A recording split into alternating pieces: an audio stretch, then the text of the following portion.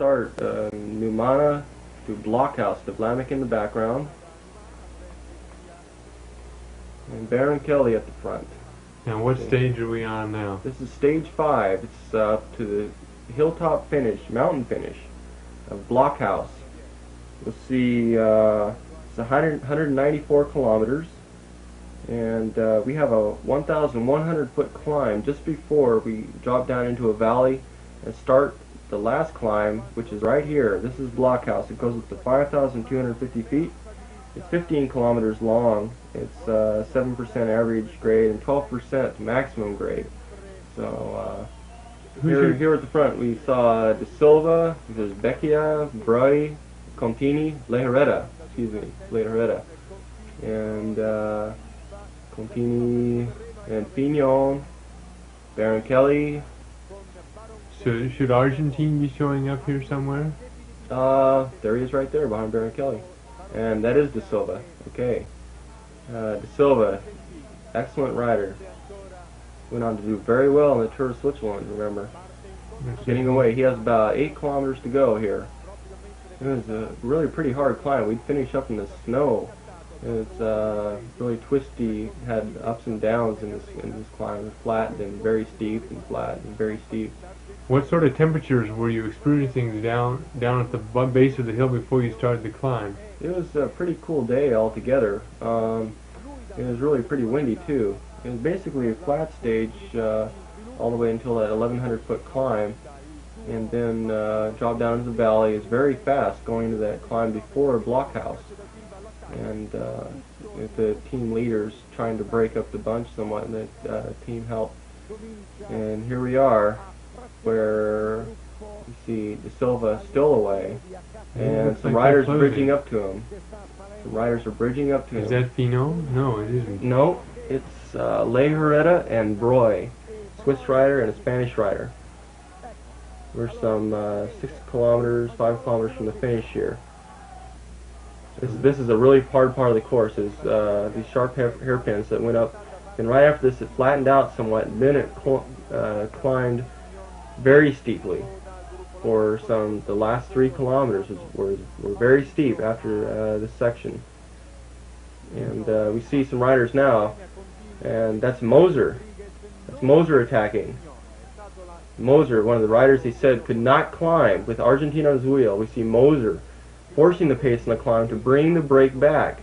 Now, this is really interesting. This is a stage that Eddie Merckx won his first stage at the top of Blockhouse, his first Giro stage ever. He won. Eddie Merckx on this climb. So we see Moser, the rider who they say can't climb, doing the best back here, bringing him up. That's right. He's catching that break. He's bringing it in. Argentina on his wheel. There's Breuil, Lejarreta, and De Silva at the front. Got him finally. So Argentine's in position for another uphill sprint. He could very well take this one, because he's just incredible uphill finish. They're all staying together. That's right. Although we're getting so close to the finish here, that some 2 kilometers now, 1.5 kilometers just to the finish. And there's Becchia. Becchia attacks. Becchia. Breuil closes the gap. Now watch carefully here. There should be a counterattack. Who's going to go? Who's going to attack? Looks like they're staying together. They picked up another rider or two. Yeah, the bunch came up. Although Fignon was dropped when Moser attacked, because Fignon went hard, and it was countered by Lejarreta and Breuil to catch De Silva, and then Fignon was at the back of the bunch, and then Moser attacked. There's De Silva. De Silva goes again. He's getting away. He might have been hurt by the earlier effort, though. Let's see if he can sustain this. No, it looks like he. No. Let's see. Oh, he has to ease up a little bit. Lejarreta brings up the bunch. There's Moser in 3rd position with Argentine in 4th. Lejarreta comes around. There's Moser, and Becchia goes again. Doing quite a bit of jockeying here. He and De Silva are teammates, and they're countering. Well, Becchia, he won at Selva di Val Gardena last year. 1983. Uphill ride also. Now, is that Argentine in second? That's Argentine in second, and Silva in third, and looks like Moser in fourth. And we're coming to the last, now we're, I think, in the last 300, 400 meters here. Where's Moser now? There's Moser in third position. No, there he is in fifth. Sorry. And Argentine just behind in fourth. And winding up for the sprint. And Moser on the outside, jumping out, leading out the sprint in a mountain finish at 5,200 feet. Moser off the front, and there goes Argentine going by on the outside with that famous uphill sprint. Right here, and Fignon out of sight. You have Argentine taking the stage win. Now, Fignon might just lose his pink jersey on this. And there's Moser. Moser in second, picking up 15 seconds time bonus on top of his time that he is ahead. And we still haven't seen Fignon. There he is. There he is. He'll finish sometime down. Okay, Moser got a 15-second time bonus. Remember here.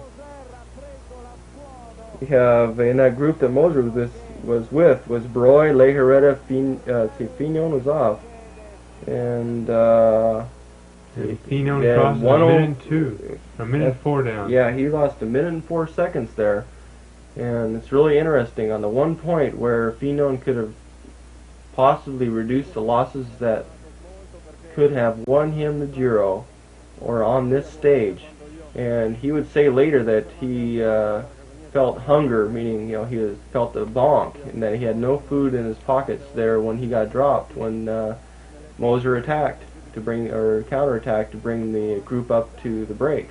So and when see Argentine again taking the victory. What a sprint on the uphill.